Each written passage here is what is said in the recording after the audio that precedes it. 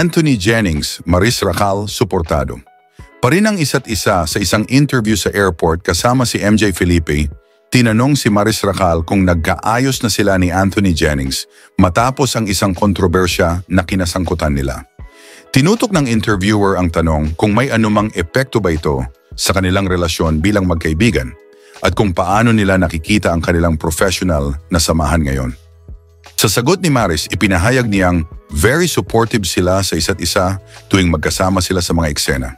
Ayon sa kanya, hindi nila pinapayagan ang anumang negatibong issue na makaapekto sa kanilang trabaho at magkakasama silang nagtatrabaho ng walang anumang hindi pagkakaunawaan o galit sa isa't isa.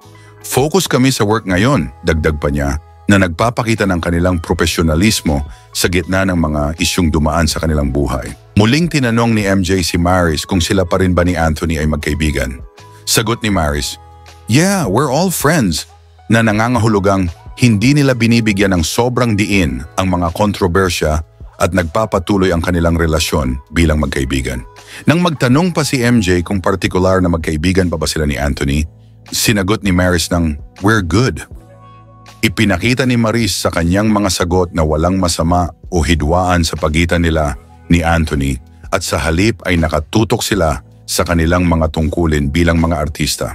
Itinuring nila ang anumang alingaw-ngaw o hindi pagkakaintindihan bilang bahagi ng kanilang propesyon, kaya't hindi ito nagiging sagabal sa kanilang trabaho o samahan.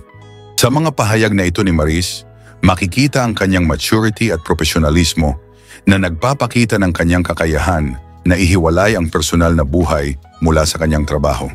Pati na rin ang kanyang willingness na magpatuloy ng magandang samahan sa kanyang mga katrabaho, kahit pa may mga hindi inaasahang isyu na dumaan sa kanilang relasyon. Ang positibong pananaw ni Maris ay isang magandang halimbawa ng kung paano ang mga artista ay dapat magtulungan at magsuportahan, lalo na sa gitna ng mga pagsubok sa kanilang personal at profesional na buhay. At kung bago ka sa channel ko, pakipindot naman ang subscribe pati na rin ang bell icon para lagi kang updated sa mga bago kong video. Salamat sa panonood.